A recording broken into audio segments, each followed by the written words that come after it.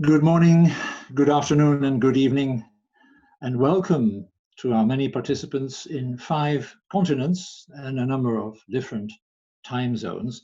The first webinar organized by the International Committee of Memorial Museums for the Remembrance of the Victims of Public Crimes, part of the International Council of Museums. We're grateful for this response to our invitation, and we want to spend an hour together on the theme of memorial museums in the time of COVID-19, reflection, response, and creative strategies for the future. I'm Cornelis Spaans with IC Memo, and I'm your moderator. Our apologies, first of all, for not being able to offer interpretation of this meeting, so everything will have to be said and done in the English language. We're all affected by this deadly virus that originates from Wuhan in China, but all to varying degrees. It rather depends on where you are in the world and whether you have the means to defend yourself against this virus, whether you're dealing with an unpleasant inconvenience that will pass, or with a deadly menace to yourself and your loved ones. And in the latter case, one is reminded of the plight of the Yazidi victims of genocide by the Islamic State, currently in a dreadful situation and with few defenses against this virus. As memorial museums who commemorate victims of genocides and similar atrocities, we are sensitive to how social strain may develop into conflict and confrontational societies. And a threat like this may bring people together for a while, but it may also help to create an environment in which people feel scared and abandoned, and in which politicians and opaque bureaucracies of different shapes and sizes instrument this virus threat for their purpose. In the last few months, we see democracies and not so democracies establish political and economic straitjackets through the restriction of civil liberties and freedom and through information adjustment without so much as a whisper. It's all for a good cause, we know, but we as memorials are aware of how these things start and perhaps end. Not necessarily with a loud bang and boots on the streets, but almost as a matter of course. We see in some countries an age discrimination emerge against the elderly that in its matter-of-factness quite closely resembles dictatorships of the past that considered certain groups and segments of society as surplus to requirements. We're all affected, professionally and personally. We want to use this opportunity as memorial museum professionals to get together and benefit from each other's thoughts. We've asked 4 speakers from different parts of the world, Nigeria, Bangladesh, Slovenia, the Netherlands, to present their thoughts. We've asked 2 of them to describe how they manage the crisis, and 2 whose museums have come up with some new approaches. We have about 1 hour and 5 speakers. That means that we'll have about 15 minutes at the end of the session for questions and answers.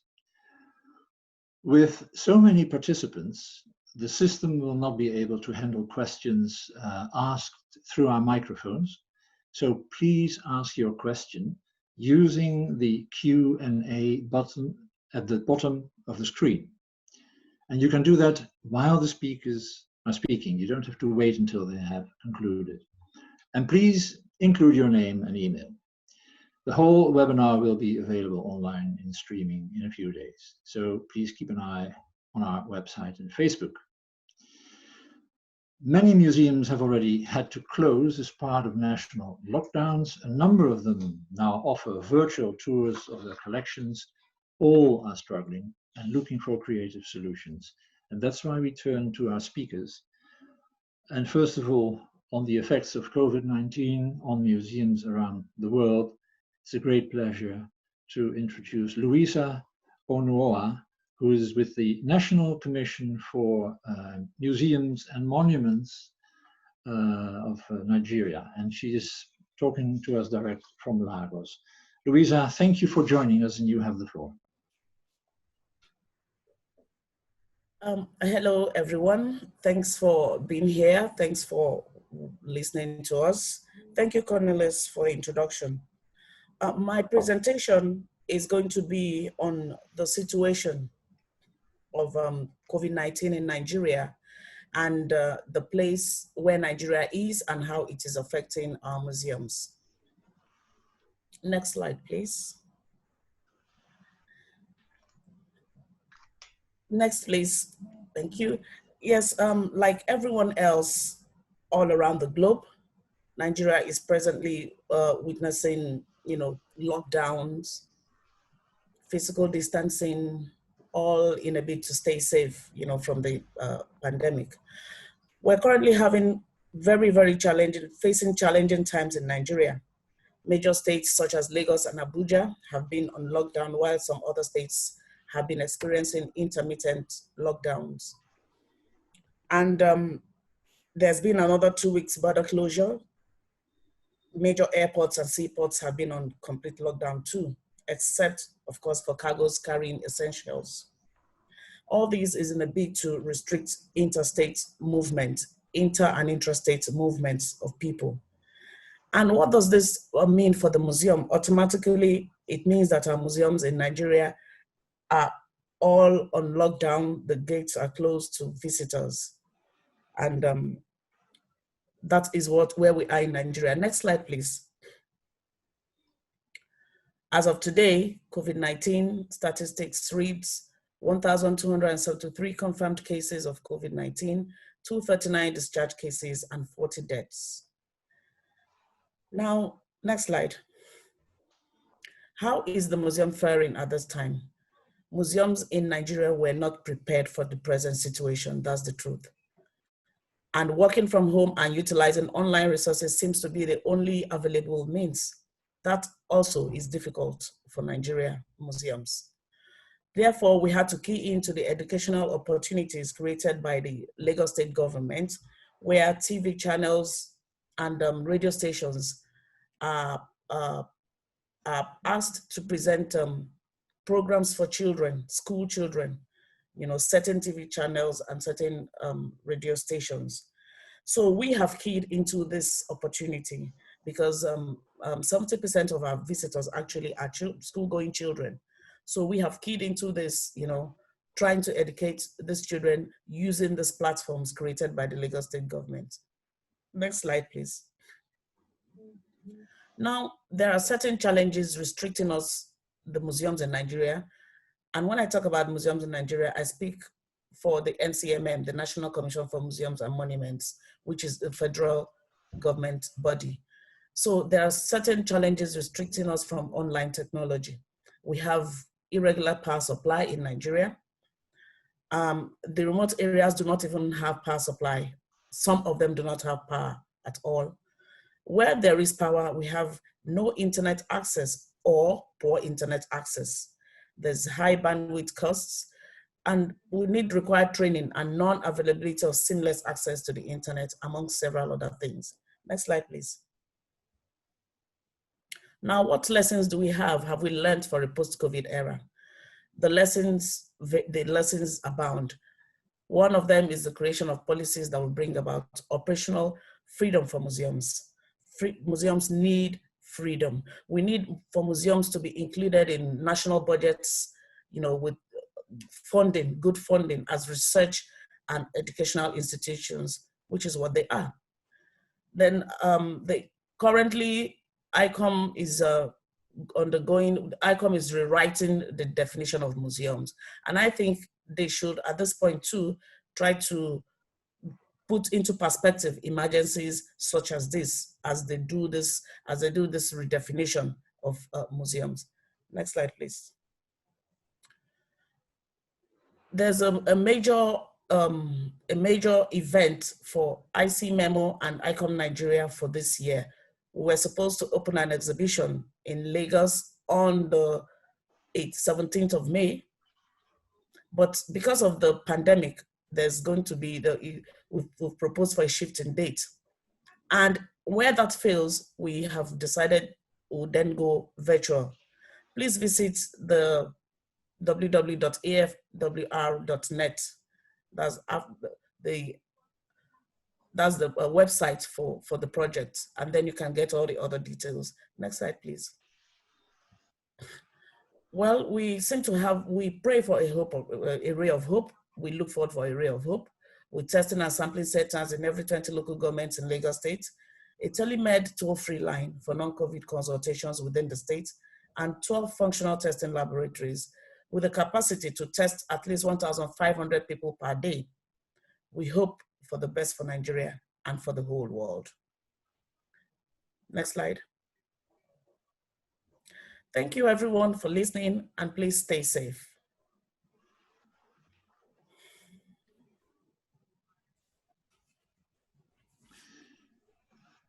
Thank you very much, Louisa.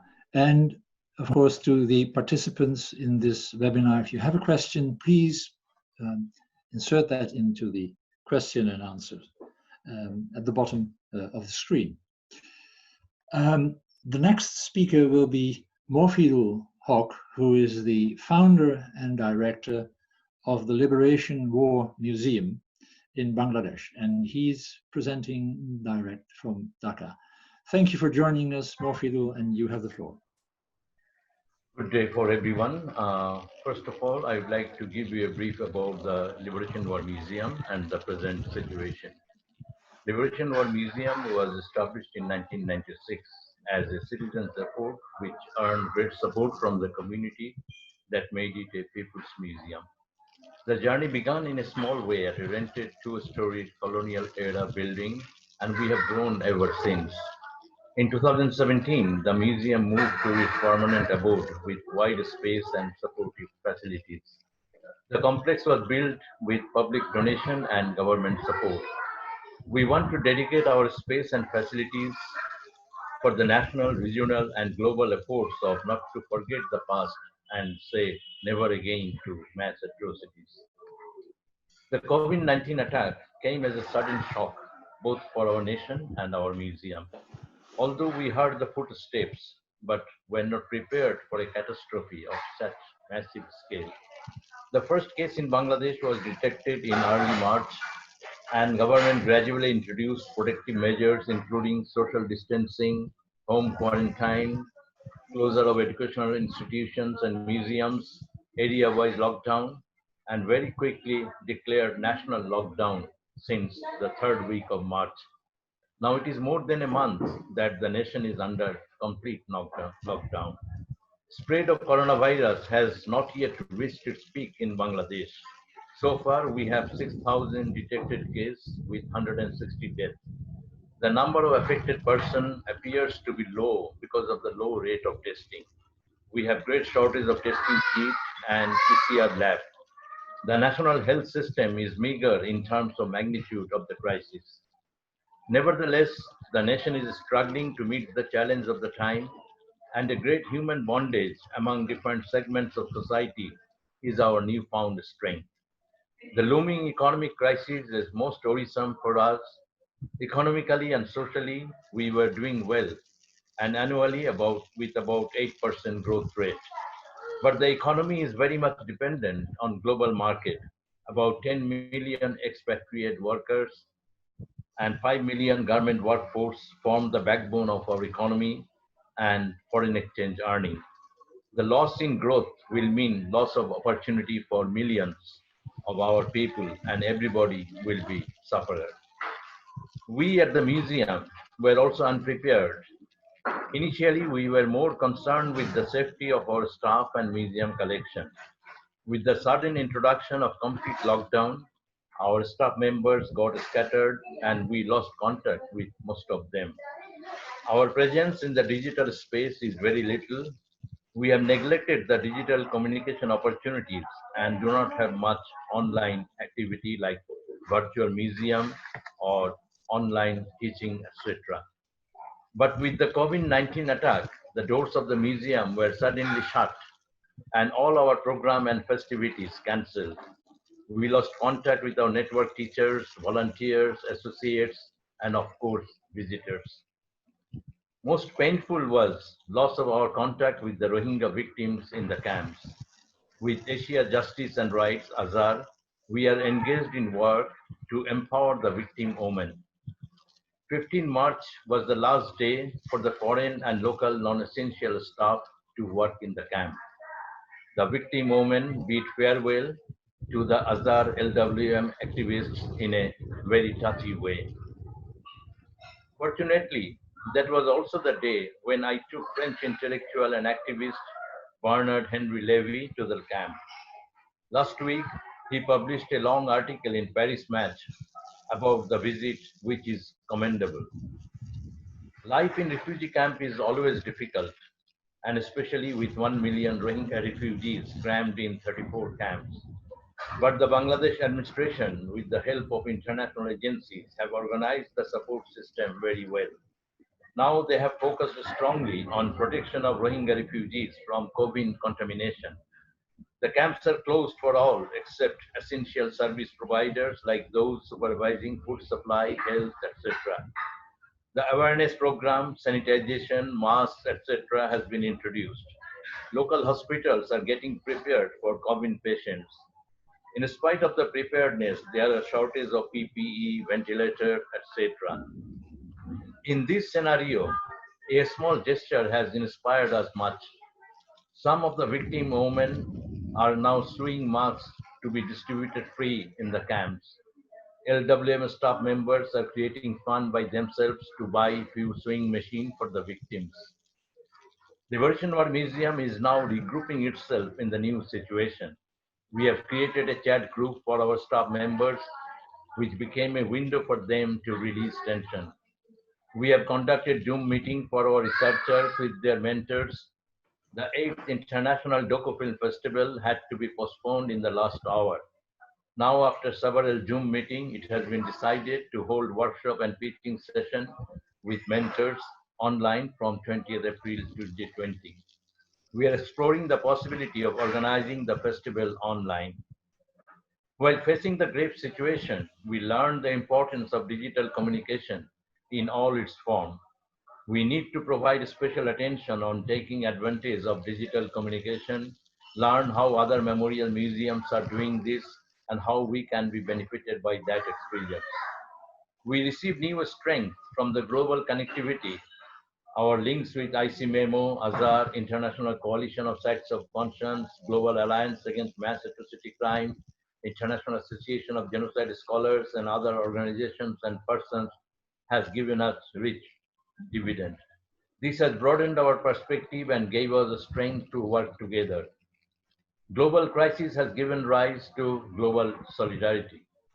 The crisis brought forward the fundamental questions of existence, inequality, destruction of environment, harmony with human community, as well as between nature and human habitat. We do not know what the future holds for us, but we are sure to enter into a new and much more difficult world where we need to build a global solidarity to be more responsible, more profound in our thinking and collaborative acts. We need to redefine memorialization based on new reality. Let us do this together. Thank you all. Thank you. Thank you very much, Mohito. Thank you very much. And as I said, if you have questions for Mohito, please insert them in the question and answer button. Then our next speaker was asked to speak about creative and alternative means to reach our audience. That's the audience of museums, of memorial museums. So it's a pleasure to introduce Kaja Sirok, who is director of the National Museum of Contemporary History in Ljubljana, Slovenia. Kaja, thank you for joining us, and you have the floor. Thank you, and hello to everyone who is listening to us. When we were deciding to do the webinar, I was discussing with other colleagues what are the new activities that our museum is producing in the last month and a half. We closed the museum on Friday 13, which is in from our beliefs a black day, the Black Friday. So actually what it happened that we had a call and we needed to shut down the museum and all the activities. but we decided very quickly that we didn't want it to be closed. We really wanted to open. If the doors were closed, we decided to open the windows. So the opening window was the virtual world that we are all in. So, and this is the social activities that our museums can do on its webpage, on Facebook, on Twitter, on Instagram. So we are using all the tools that we can use in order to be much more accessible, visible, and to be in the daily interaction with all our users, visitors, so people who are actually having a contact with the museum. So we shifted to the online activities, and we are really doing our best to make it simple and to make it usable for everyone. The first thing that we decided to do is to help the schools. Actually, also the schools were locked down in the same period. And of course, the teachers need to prepare their everyday school programs. And after a while, I think already in the first week, they started to write to us and ask us, do you have anything that we can use? So can you help us with this and this? So we started to build our own archive of educational tools for teachers and for the pupils to use while they are discussing historical topics. And especially when there were certain celebrations, especially the national one, we did like a 5 to 10 minutes lesson that it's approachable on our webpage. So we called that part, we completely readapt our webpage, and it's called School at Home. And actually everyone can find its own topic there. The other topic that we started to work on was Museum at Home, and we really wanted to be close to the visitors.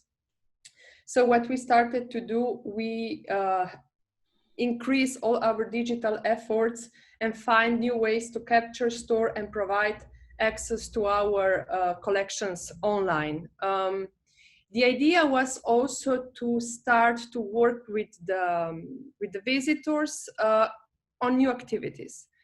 We are the museum of the 20th century, so we decided to actively involve the visitors in becoming narrators of the pandemic and to help us create a new collection on visible material. So already in the first week of the isolation, we started a competition called Life During the Coronavirus. And we asked the audience to send us comics to document their daily lives. And just wait here a moment, and I will show you what we got. Okay. Since we are already in the 6th week of isolation, we have more than 300 comics. They are mostly children discussing their daily life, and actually they were our target group, because the children and the youngers are the one who can be seen as the vulnerable group. They don't have a voice. Also, some things are happening to them. We don't know for sure how this isolation is going to affect them. So actually, we ask them, instead of narrating, to show us through their drawings what they are doing, how they are behaving, what kind of activities they are doing in their daily life. And they will be the visitors of tomorrow. So maybe in a year or in 10 years, when they are going to come back as teenagers, they will see their lives from a completely different perspective.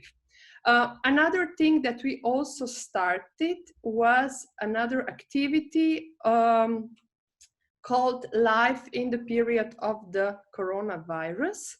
And let me see if I can show you. What we wanted to show here is to ask people to send us their thoughts, pictures, ideas on how they are feeling and what kind of things are unable or are able to do now when they are locked down and need to be at home. So what you see here was posted on Saturday, and it's called The Touch from the Other Side. It's a night watch. It's a specialist of infectology. And this is a photo that she did some weeks ago. And while cleaning her phone, she saw the picture that she did. So actually, I think it's quite powerful.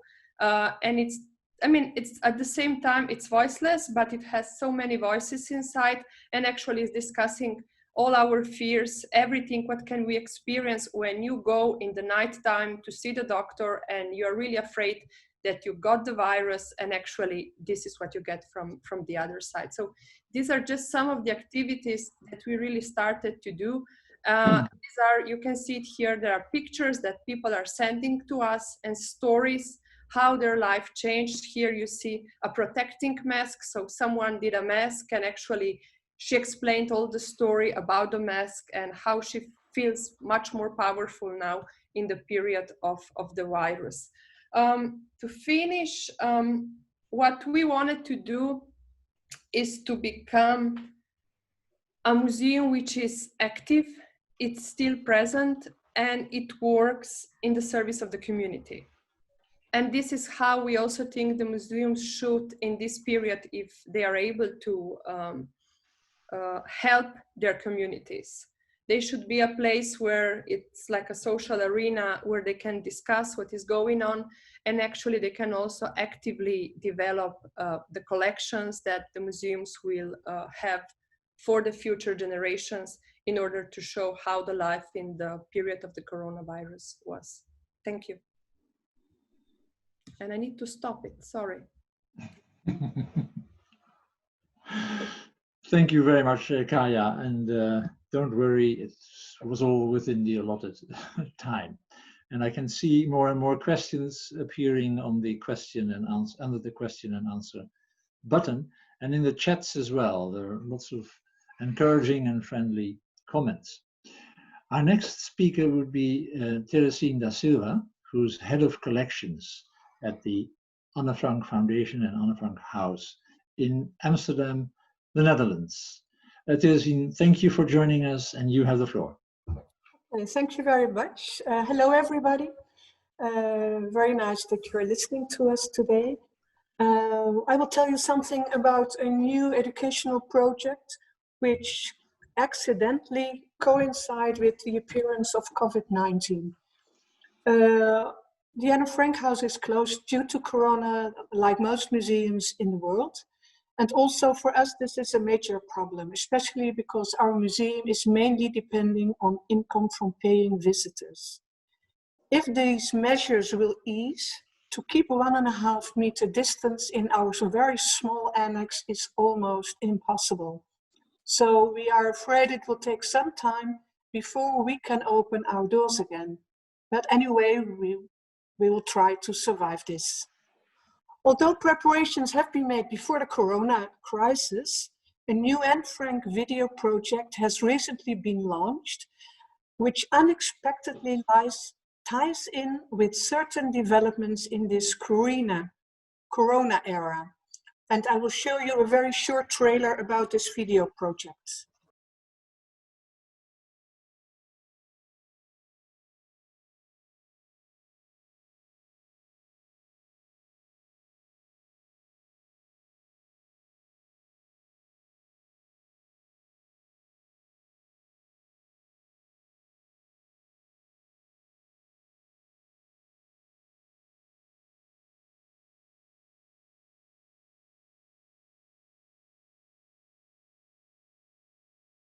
The starting point of this project is based on the observation that young people read less, and that read less than they did in the past.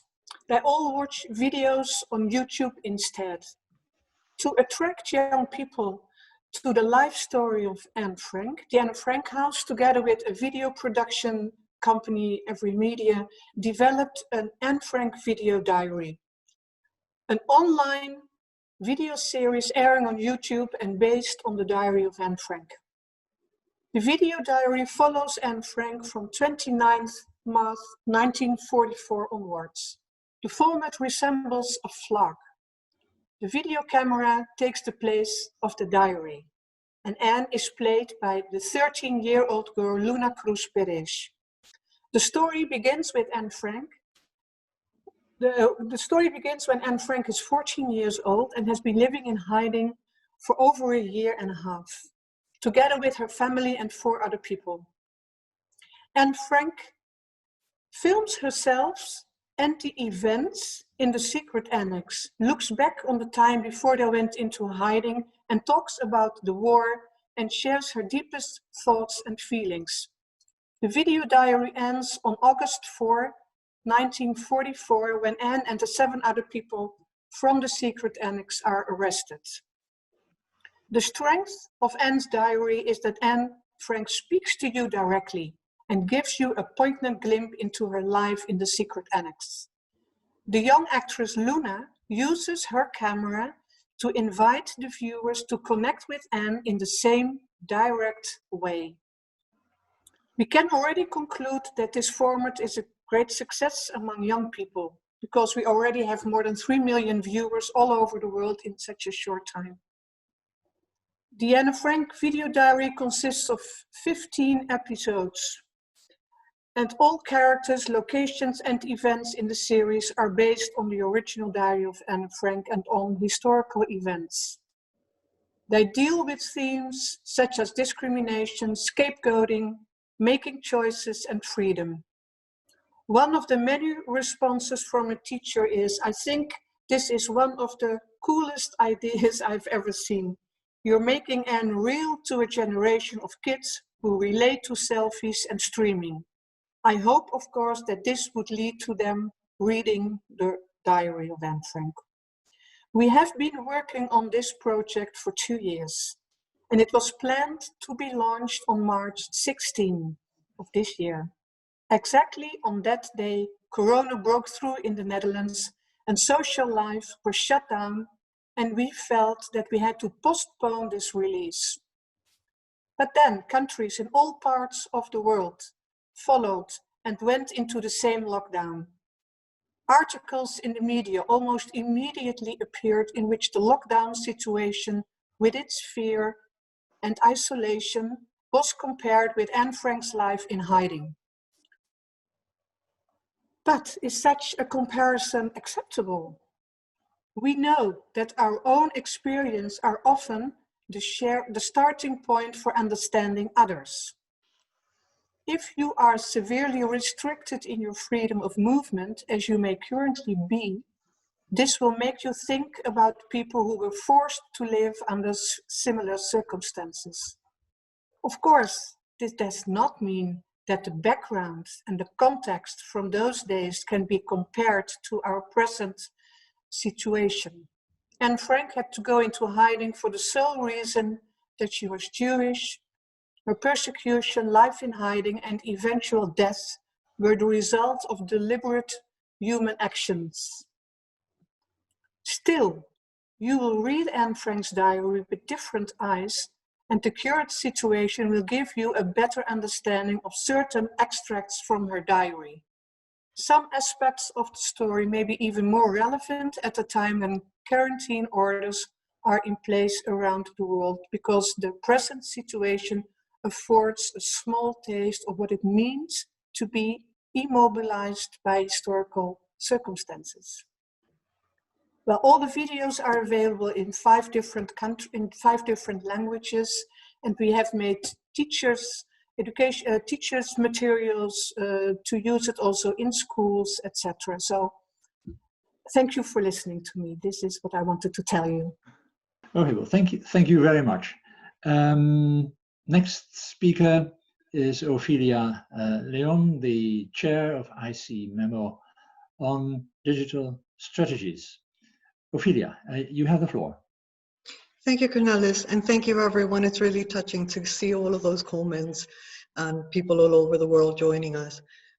When I asked Mofidul to speak about Bangladesh today, he said, Ophelia, I don't have the answers. But then he also said that perhaps at this point, asking the right questions may be more important than the answers themselves. And of course, I told him I'd rather have a crystal ball with the answers, but be that as it may, it was also the first question we received for the webinar. It was from Enas Karim, who asked about the role of museum educators at the time of coronavirus, which I think is more vital than ever. And the examples we've seen, and Kaya and Teresin talking about the giving the material to the teachers shows it. So we asked the question, can there be a shift from seeking answers to finding key questions that transform the way we see and respond to our educational challenges? And that's indeed a challenge in and of itself. We look at first some creative ways to reach our public, and I know that I sent this information to many of you by email already, but for others, I'd like to disseminate ICOM's published advice on how to achieve a greater online presence. It's available online, and we're showing it now, but could continue to, you can see it afterwards. As Cornelis said at the beginning, we will publish today's presentations on the ICMemo website, so you don't have to worry, because I'll be sharing a lot of the links and they'll be available there. But let's look at some examples of responses from museums other than memorials, which I found most inspiring. Can we see the slide with the museums like the Getty, who have challenged at home to recreate iconic artwork with household items? Well, anyway, you can go back to the links and see the amazing results of people recreating iconic artwork with household items. And this reminds me in 2017, when we celebrated the ICMemo conference in the US with ICAMT, and we had the opening reception at the Cincinnati Art Museum. And at the time, York Scribolite, who's the director of the Flosenberg Memorial, said to me that the visit to the Art Museum had been the most inspiring for him, because it gave him so many creative ideas. And we hope today's presentations will also do the same.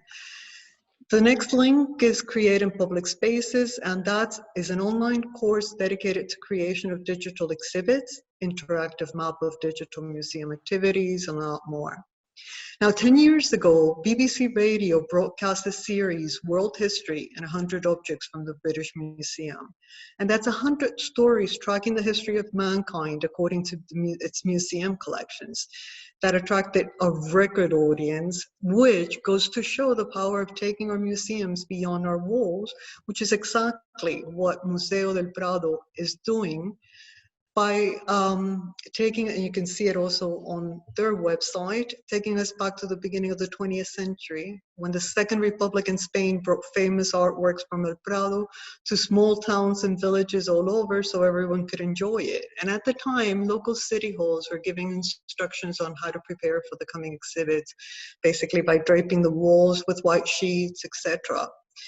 Virtual tours. We see museums from Musée d'Orsay to the Louvre to all over sharing and offering free virtual tours of their museum, and this is something that we can all do. Now, if anyone is concerned with what will happen to the travel exhibit and how it will be affected and how to cope with this changing scenario, I urge you to please visit ICOM ICEE. It's the International Committee for Exhibitions and Exchange. They have a webinar coming up in 14th of May, I believe it is. You can register now. And then we move on to preparedness and risk management. And we know a crisis, if we're lucky to survive it, which we will be, and we are, is always an opportunity, and we're thankful for that. And it's always an opportunity to better prepare for the future. And this emergency, if nothing else, it has unfortunately brought to our attention the sometimes meager preparedness of our museums. And just to show as an example, I mean, everyone I'm sure knows about the Van Gogh painting, which is estimated at £5 million, which was stolen 3 weeks ago from the Singer-Laren Museum in the Netherlands, which was closed, like all other museums, due to coronavirus. And basically the thieves simply smashed the front glass door and helped themselves.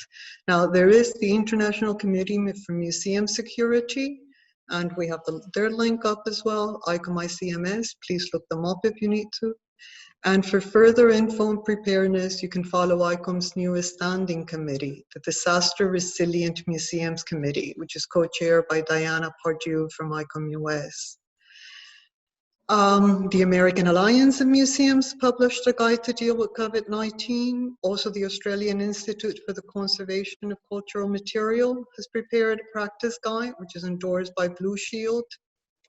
And finally, we get to digital strategies, and we say the future is here because we have been talking up until 2 months ago about the need for museums to develop new digital strategies, only that now we've basically just fast forwarded to the future. And we all know that change is inevitable. So once again, this crisis has finally made us aware of the power of optimal digital communication in museums. Some people have adapted really quickly, others more slowly, but it's now an absolute must for museums to incorporate a digital strategy, but not as a separate, unrelated entity, but rather very much as part of a whole. And these are great new job opportunities we can offer. Basically, the four fundamental parts of a digital strategy are, as you see up on the screen, digital strategy manager, collections curator, interaction experience developer, and an online cultural community manager. And this takes us back to Iran's question at the beginning about the place of educational staff in these changing times. The work of a new digital staff needs to be absolutely enhanced with content and with the experience of existing museum professionals and its educational staff. And Project Musa has developed courses for museum digital strategies, which will be available online at MOOC. And just to wrap up, a reminder that the aims of IC Memo is to use knowledge in the interest of peace by fostering a responsible memory of history, furthering cultural cooperation and education. And I say we double our efforts so that the lesson driven from this crisis be greater need for cooperation and solidarity, shared resources, and common responsibility. We really must stay alert. Cornelis was citing some instances at the beginning, but we must assume our responsibility so that we don't fall prey of curtailing liberties in the name of safety. I leave you with a quote from Viktor Frankl, which I hope you can read on screen if we move to the last slide. Or I'll read to you. He says that freedom is in danger of degenerating into mere arbitrariness unless it is lived in terms of responsibleness. And he says that recommends that the Statue of Liberty on the East Coast be supplemented by a Statue of Responsibility on the West Coast. Thank you to Viktor Frankl. Thank you all. And as they say in Africa, Ubuntu. Thank you. Cornelis, back to you. Thank you very much. Thank you very much, Ophelia. We have meanwhile received a number of questions, and I think we'll manage, or at least the panelists will try to manage to answer a number of them.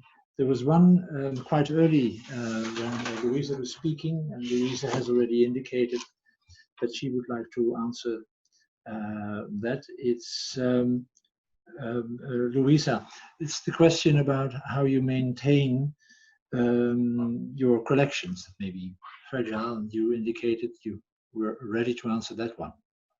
Okay. Yes, even though there's this lockdown, before the complete lockdown, certain officers were allowed or were given permission to go to their offices and take care of things that needed to be taken care of. And that also applies to the museum. Certain level of officers, senior officers from maybe level 14 up, could go to the museum. So these people take care of when there's a necessity, when it's needed. I mean, bearing it in mind that they put in mind the precautionary measures. So, I mean, a couple or three of them could just go to the museum to take care of things. And that's the way it's been happening. Mm-hmm. There is one question addressed to all the speakers, and in fact to all of us, and it's probably also one of the most difficult questions. But the question is, well, when do you realistically expect, and this is for the four speakers, when do you realistically expect that your museum will be able to reopen? Perhaps Louisa, right? Oh, yeah, I can see more Fidel. It's the toughest one, I suppose. No. Well, I think that nobody knows for sure, Right. but we hope that by the end of May or maybe early June, maybe gradually the museums and educational institutions will be opened. And already we see that some discussion is going on about uh, some service outlets or other things. So with the educational institutions, the government has said that maybe not till September, but maybe with museums following the social distancing and other rules and with the safety measures, maybe not open in the real sense, but for targeted audience, for discussion, for seminars and other related with the new crisis and how to overcome it. I think some sort of activities will be able to start before we open the doors for the public. Mhm. Well, thank you, Mofidul. Kaya, I saw you shake your head. And Mofidul says, well, perhaps September. Meanwhile, we could, on a limited basis, do something. What do you think? I want to open it as soon as possible. I think that our community, our society needs us on so many levels. This pandemic is becoming more a social and a political problem from what it was a month ago. So actually, we also need to take care about these questions. Of course, I'm talking from a country where right now we are already discussing how to open the municipalities, because right now we cannot move from one municipality to another. And we did not expect, we did not had so many, the impact of the virus had not so much impact as it was in Italy and in Spain.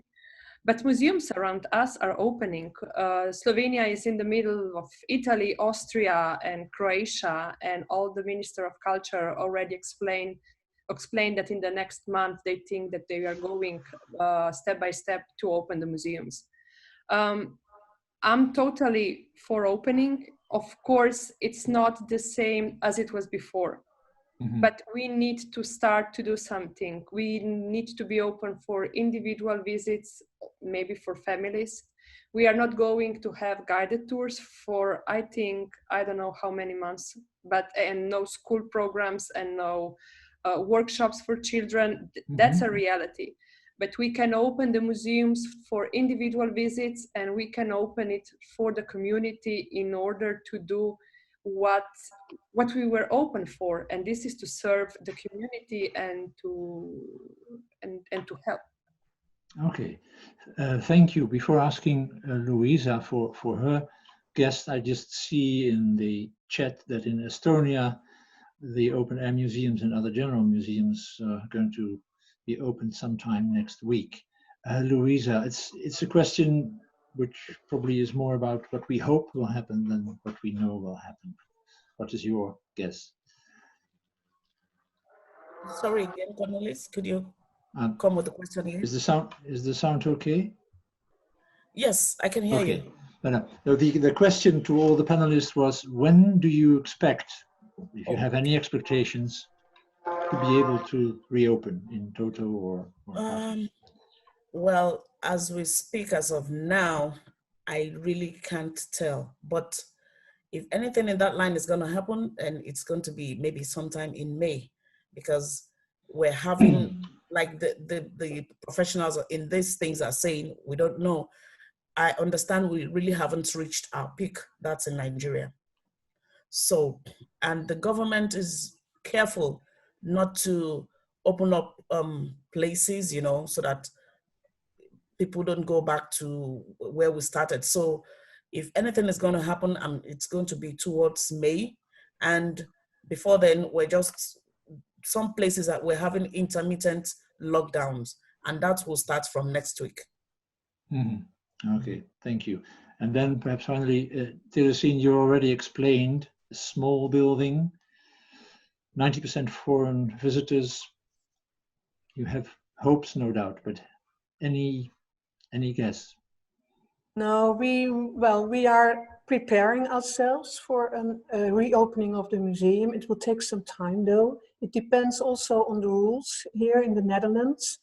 To keep 1.5 meter distance is for such a small museum as we are difficult, but we are trying to be creative and thinking of new ways to open the museum for fewer visitors, for families. We have ordered a lot of plastic already and material to clean the hands. We have to think of a lot of different things to be able to open the museum. What also is important is, as long as traveling internationally is not possible, our museum, who normally have 90% of our visitors come from abroad, will have to be realistic. When we open the doors, we will not be able to invite a lot of people in the same time, and international traveling will be for a long time still a problem. So we will have to keep hope, and we are preparing ourselves and being creative, and that's it what we can do at the moment. Okay, thank you very much. There was another question asked by several people. The importance of the closeness of our memory communities. I like to think that the end of coronavirus will bring greater attention to museums worldwide. Opening early is a risk, anything, not museums only, but just about anything. But I think it also recently, it was mentioned how the end of World War II, people took it as a sign when museums reopened, it was a sign of regained peace. And I'm hoping that this catches on, that there's actually this sense of look, this is what we missed, this is what we lost. We must take advantage, and it's greater attention be given to museums worldwide. But then I'm the eternal optimist, so, but I hope I'm right in this case. That whenever we do open, it's for the best. This question was whether memorial museums, who are closed, so probably not so much bothered, but memorial sites, whether there is an increase noted of vandalism in those sites. And of course, Ophelia mentioned the theft of the Van Gogh. That's a different thing. But this is vandalism, or groups of people who are sort of frustrated and start taking it out on sites. Do any of you have any knowledge of this? Kaya, are you? Yeah, I was just thinking, I was reading a lot what was going on in the other museums or in other countries, and I remember that ICOM Italy was the one who called on the government that they needed to take care of the museums and museums park because of vandalism, thieves, and all the other things that can happen. So surveillance, and yeah, the problem of surveillance is it's a huge one. But from my perspective in Slovenia, nothing like that happened. We have other problems. But just to sum up, I think, yes, our museum world is going to change. And we hope for the best that it's not going to change in a negative way. And more than social distancing, I'm always talking about physical distancing, because I want us, people from the museum, to really keep hugging one another, even if it is virtual. And I must say for myself that in the last month, I was much more connected to all my friends around the globe as I was in the months before. I already managed to use Zoom before, but actually there was this boom of Zooming, and yeah, we are connected. And I would say that we are much more connected as we were before. And if this is some of the positive things that are coming out of this period, it's a huge one. But at the same time, as all the others are writing and I'm reading, some museums will need to close. Some museums will not have enough staff. Some people will be left without a job. I'm happy that in my country, for now, this is not going to happen, because we are a national museum, and we should be 100% funded by the state. But of course, there are many problems. One of them is, are we still going to do European funding programs? How much the money is going to change? So And on the other side, we are all together in this because there are no good practices from before, because actually this is something so new that we all have to learn from one from another. And the best thing that we can do is to keep on talking about our problems and to share it one with another and try to find good solutions. Thank you very much, Kaya. Before giving the floor to Ophelia, is there any other point that the other speakers, the other three speakers, would like to say? And I know there's a lot of questions and everything together, because if that's not the case, I'd like to thank the four of you very much. And it's certainly not going to be the last time we get together in this format. And then perhaps Ophelia would like to say a few more words as well. So you have thank you. Thank you, Cornelis. Like you, I too want to thank the speakers very much. Everything is an effort, and really thank you. But also, the commentaries are amazing. It's thank you all for joining us. People have joined us from Australia at 11 o'clock at night. It's now midnight. India, of course, the States, everywhere. It's just, and really, we could spend another hour talking just with the commentaries, which are very interesting. Just want to say that this year's ICMMO ICTO conference in Yerevan is still scheduled to take place in October. We, like everyone else, are staying open. We don't know whether this will happen or not, but we want to thank the Armenian Genocide Museum, which is our host. And if we can't bring it live and meet there, which would be ideal, we'll meet back here because the topics that we were addressing were already part of the program before the crisis hit.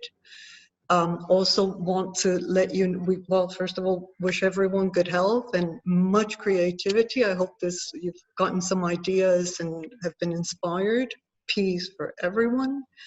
And also want to say that we've had more participants than members, so thank you very much, ICOM, wherever you're coming from. And if you're not yet ICOM or ICMMO members, please do join. It's a great big family and we're together.